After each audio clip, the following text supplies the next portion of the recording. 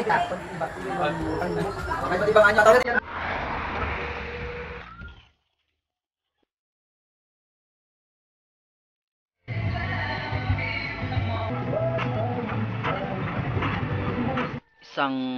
magandang umaga sa inyong lahat. So, ang episode natin ngayong umaga ay patungkol sa intercropping. So, ano ba ang intercropping? So, ito ay ang pagtatanim ng isa o dalawang halaman sa isang lupa upang makadoble ng production at kita. Ito yung mga sample ko ng intercropping techniques. So, meron akong papaya at meron akong sili. So, ito yung mga sili ko sa tabi ng papaya. Sa tabi nyo, makikita mo rin yung mga sitaw.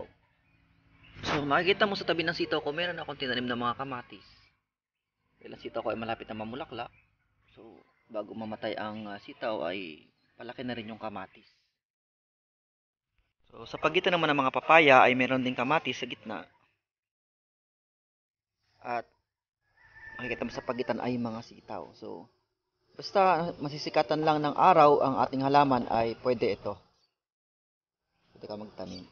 Ito na maliit na area. So, ay may tanim na 4 na uri ng halaman. So, basta lamang, ulitin ko uli, na nasisikatan sila ng araw, ay pwede po yon. So, ito ay may tanim na sitaw, kamatis, sili, at papaya. So, 4 na halaman sa isang lupa. Para double purpose po tayo. Habang ang mga kamatis ay namumunga na at mamulaklak, nagtanim na rin ako sa gilid ng sili. So, ayan, ito ang ating mga kamatis na namumunga. So, papansinin mo sa gilid, may tanim na siling panigang or haba. Ayan ang ating mga naka-intercrop na sili. Ayan po yung mga sili natin. Malulusog pa rin sila at malaki. No? Kahit nasa pagitan na sila ng mga kamatis. So, ang tanim niyan ay 4 pa rin. Kasi may kamatis, mayroong sili sa ilalim, may talong, kamatis, at mayroong papaya. May mga papaya. So, ngayon naman po ay magtatanim tayo ng okra sa tabi ng kamatis. So, batin yung ating kamatis ay nasa 7 harvest na tayo. So, ayan. Hindi na tayo magtanim ng okra sa gilid. Basta naman sikatan lang ito ng araw. So, ito yung buto ng okra. Tatanim natin dalawang buto.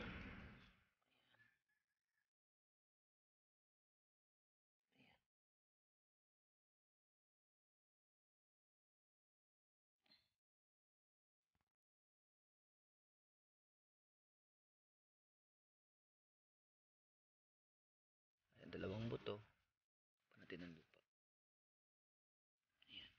So, ayan po yung ating mga kamatis na magtatarama natin ng intercropping tulad ng okra. So, mahaba pa po yan para ma-maximize natin ang lupa.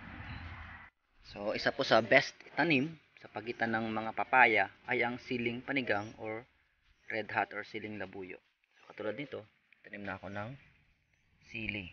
So, kasi tininan ko itong isang kamatis na nangulot na. So, negative na yan. Hindi na yan siya mamumunga. Compare mo sa malusog na kamatis. Dapat magtanim ka na agad sa gilid para hindi masayang yung panahon. No? Suliraning nararanasan ng ating mga magsasaka or gardener ay yung pagtapos harvest ay wala na silang next harvest. So, kaya mainam po na gamitin yung mga intercropping techniques para double po yung harvest natin sa isang lupa. Tulad dito sa akin. So, kung hindi ko antayin mamatay ang kamatis, so magtatanim agad ako sa gilid niya para bago siya mamatay ay malaki na rin kaagad yung ating mga sili. So, ayan po yung mga tips natin para lalo tayong tuloy-tuloy ang ating harvest, tuloy-tuloy ang kita.